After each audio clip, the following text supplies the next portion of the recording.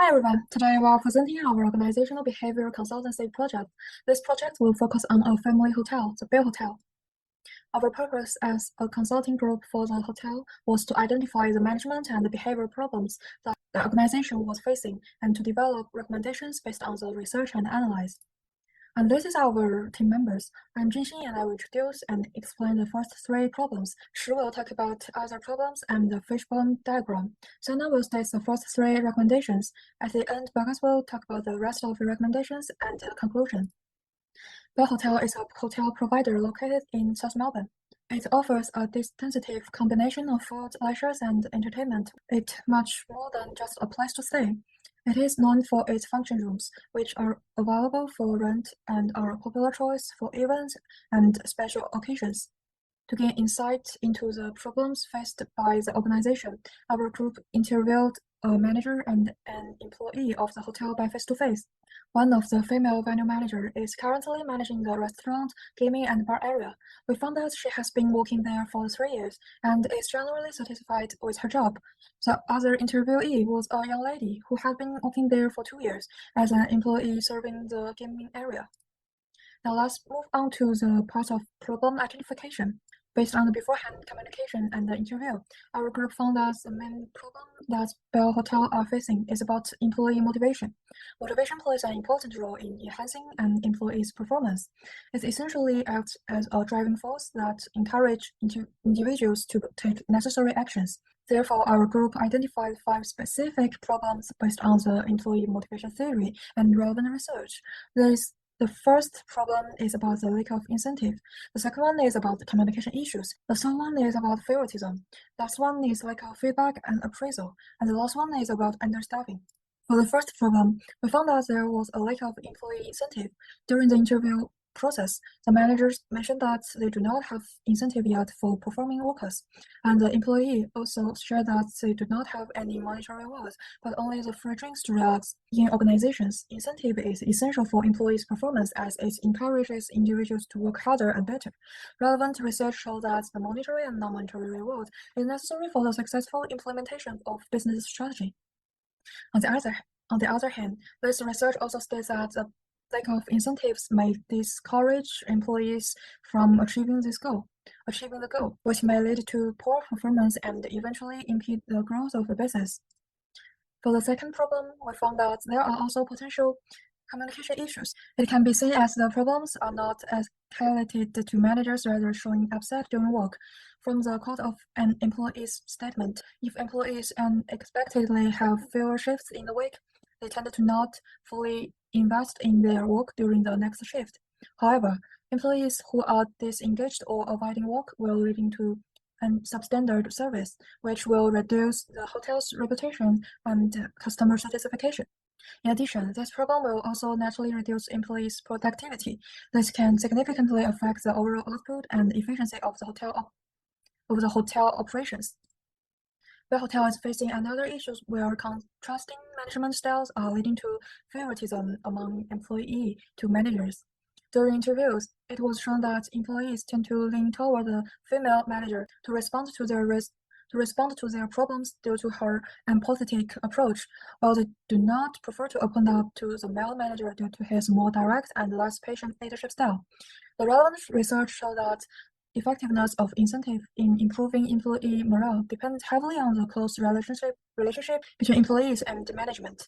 This trust gap can hinder the effectiveness of an incentive plan that the hotel might want to implement in the future.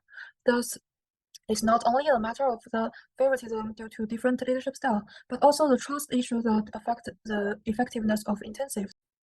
Next, we also found out that in the Bell's Hotel, they are lacking of providing the feedback and appraisal for their subordinates. Supervisors provide feedback, offer their employees a clear guide for how they behave in organizations, and the feedback can be also used to motivate, support, direct, correct, and regulate employees' work efforts and outcomes.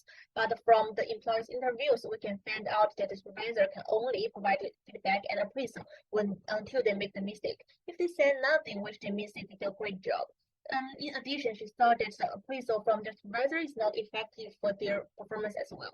On the other hand, the manager also said that they only have nominations for Employee of the Month, both from management and their peers. So over time, employee cannot get enough information of their performance, which will cause them to not know which part did very well and which part need to be improved. So for the manager, also do not know what their subordinates thought and whether they are satisfied with their job. Lastly, according to the interviews of the employee, said that the hotel should assign an appropriate number of shifts, such as allowing employees to have sufficient time with their families while ensuring income and reducing their financial stress, ensuring there are enough employees to avoid overworking, allowing staff to have energy to enjoy their home life after work, which means Bell's Hotel do not have enough staff to support their work, or employees may want to earn more and they will give up their holidays. That is a quite serious problem during work because working overtime will substantially increase their working pressure and decrease employees' job satisfaction for the employee who did not get enough shifts because they cannot earn more, and so they will doubt whether this job is valued. Based on Hertzberger's theory, if the employees are not satisfied with their job and they are not feel happy during work, so their job's motivation will be decreased. For the hotel, they need to try to achieve the work-life balance to keep their employees. That is all the problem we have already defined. Then we will visualize the problems by using the visual Venn diagram. Before providing the recommendation for them, let's see what the hotel has already taken to their employees. Firstly, the hotel provided enough of the drink. Secondly, the staffs have 30% discount for themselves on everything in this hotel. Lastly, they will have the extra break between the shifts when it is too busy. Then let's welcome Bagas and Sana to provide a recommendation for the Bells Hotel. I will be focusing on the part 2 of our group project, which are the recommendations. Let's begin. So the first recommendation solves the problem of lack of incentives. In terms of monetary incentives, the Bells Hotel can begin offering a 20% discount on meals and beverages to friends and family of employees from Mondays through Thursdays in response to the problem that were discovered. This will serve as a motivator for the staff, boost their levels of enthusiasm, and also entice guests to spend time at the hotel on days when it's not usually so busy. Additionally, after the employees accomplish a certain non-compulsory target, the hotel could begin granting them periodic raises. The target can be pre-decided by the hotel depending on their KPIs. This performance bonus of an increase of 5% in their hourly wage can take place every 6 months. In terms of non-monetary incentives, arranging a social gathering for all the staff on last Thursdays each month from 9 p.m. to 12 a.m. for the managers and the personnel. For them, the hotel's chef can prepare the meals, and this will be entirely free for every staff and manager. This will be offering both staff and managers the opportunity to engage outside of the workplace, which contribute to higher employee motivation levels. Additionally, this will enhance staff engagement levels and offer them a chance to unwind after a month of exhausting work. So the second problem is of communication. Research by James Hardy in 2005 stated that high team cohesiveness could lead to communication problems and reduced social relations. Identified the problem at Bell's Hotels, where employees tend to solve any big or small problem among themselves, rather than taking it to the managers. Sometimes they get solved, but there are times where they can get escalated and result in not so desired way for the hotel. In order to solve the problem where the employees do not voice the issues to the manager, and rather many of them show their frustration through work, the managers can organize a workshop for the employees fortnightly, wherein they hold a discussion and give examples of how they or previous managers have solved the problems in the past based on their experience. This will lead to an increased level of willingness and comfort for the employees to share the problem with managers and motivate the workers to do their job better. So we now go to the third problem, which is of favoritism. According to Mehmet Ali Tekdiner, in their research on the negative impacts of favoritism, it includes lack of promotion opportunity and also a lack of motivation and inefficiency due to selection of less capable candidates.